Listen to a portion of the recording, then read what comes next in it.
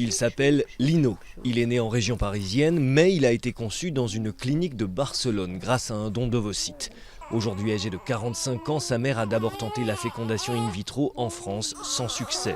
Elle n'a pas pu bénéficier d'un deuxième essai, elle avait dépassé l'âge limite. Avec son mari, ils ont décidé de tenter leur chance en Espagne, où la législation est l'une des plus souples d'Europe. Qui considère que passé 43 ans, quand on commence un cycle, et moi j'avais déjà commencé, j'avais eu des bons résultats, etc. Donc il aurait pu avoir au moins une tentative, quoi. Surtout que ça allait se jouer dans le mois qui suivait, donc j'avais 43 ans et un mois, c'était pas de la folie, quoi. Cette clinique de Madrid est l'un des quelques 200 centres spécialisés dans la procréation médicalement assistée en Espagne.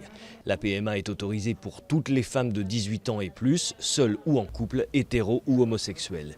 Ici, on leur propose le don d'ovocytes en cas de problème de fertilité, mais aussi la congélation de leurs propres ovocytes pour celles qui veulent avoir un enfant plus tard. Nous avons une moyenne avec les gens qui veulent faire des traitements avec ses propres ovocytes de la première visite vers 38, 39, 40 ans pour ce premier enfant.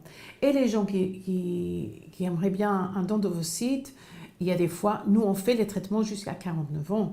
Environ 600 femmes sont traitées ici chaque année, la moitié viennent de l'étranger. Tout est mis en œuvre pour les attirer, accueil dans plusieurs langues, délai d'attente beaucoup plus court qu'ailleurs, car les Espagnols sont les Européennes qui donnent le plus leurs ovocytes.